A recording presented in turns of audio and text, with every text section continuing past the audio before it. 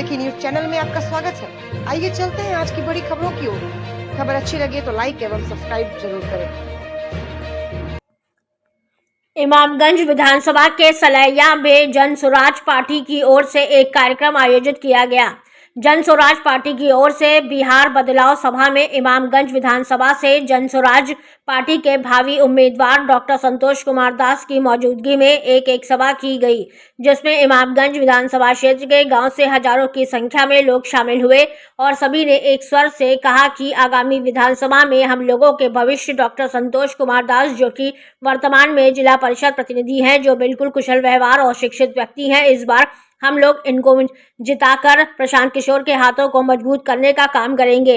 इस कार्यक्रम में मुख्य अतिथि के रूप में जामिन हसन शामिल थे। आइए सुनते हैं जन स्वराज के नेताओं ने क्या कुछ कहा है। सर, बिहार बदलाव सभा का कार्यक्रम यहाँ क्या कहेंगे सर? बिहार बदलाव कार्यक्रम का मुख्य उद्देश्य है, आदरणीय प्रशांत किशोर जी का आह्वान है कि हम लोग बिहार में अपना पार्टी के एक नया शुरुआत करें और बिहार में जो भ्रष्टाचार है उसको हम लोग मुक्त दिलाएं। क्या तैयारी है चुनाव को लेकर हम लोग को तैयारी है कि 243 सीटें पर हम लोग विधानसभा जो चुनाव प्रशांत किशोर लड़ रहे हैं वो हम लोग चुनाव सब सीट पर जीते। और मैं विधानसभा का तैयारी कर रहा हूं और मैं यहाँ के संभावित प्रत्याशी भी हूं।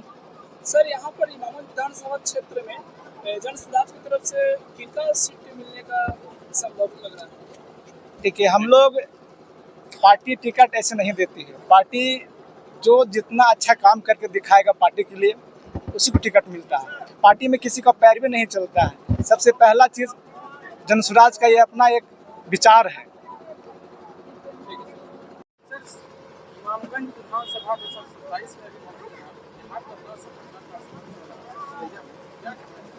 देखिए, ये जो बिहार बदलाव सभा है ना, इसके माध्यम से जो मैनिफेस्टो है, जन स्वराज का जो मैनिफेस्टो है वो जन जन तक पहुंचाना है।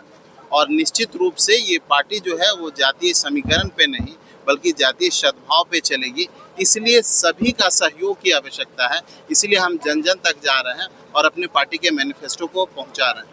क्या लगता है सर, 243 पे पूरा का पूरा उम्मीदवार उतारेंगे क्या? निश्चित रूप से आने वाले समय में जन स्वराज बिहार की सबसे बड़ी पार्टी होगी। कुछ दिन पहले, 2 दिन पहले हमने एक घोषणा की है कि बिहार में जितने भी टेम्पू चालक हैं उनको 5 लाख का इंश्योरेंस दिया जाएगा। उसकी जो EMI है वो जन स्वराज भरेगी। हम सत्ता में नहीं आए, सत्ता से पहले ही वो मजदूरी की जो व्यवस्था है, पलायन शून्य बिहार बनाने की जो व्यवस्था है उसकी ओर हम बढ़ रहे हैं। हम उन टेम्पो चालकों के दर्द को समझ रहे हैं, इसलिए व्यवस्था बनाई जा रही है। और निश्चित 243 पे आपको उसका प्रभाव दिखेगा और विधानसभा में आप जन स्वराज के कैंडिडेटों से कभी इंटरव्यू लेते हुए भी दिखेगा, 2025 में दिखेगा। आज की बैठक को लेकर क्या कहेंगे सर? देखिए, बिहार बदलाव सभा चल रही है, हर प्रत्याशियों को करना है सभा, और उसी के दरमियान आज हम लोग इमामगंज विधानसभा में आए हैं। यहाँ डॉक्टर संतोष दास जी हैं, उन्होंने सभा किया सलैया में।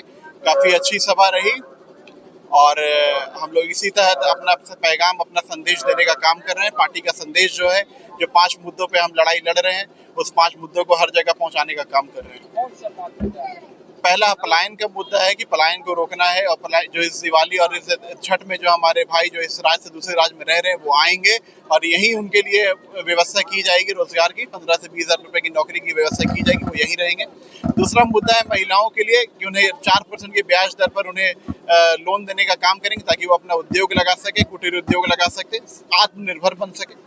तीसरा काम है हमारे जो बुजुर्ग हैं, जो 60 साल से ऊपर के हैं, जो महिला हो चाहे पुरुष हो चाहे विकलांग हो, उनको प्रति माह जो अभी बिहार सरकार 1100 रुपये महीने दे रही है, हम लोग 2000 रुपये महीना सम्मान की राशि देने का काम करेंगे।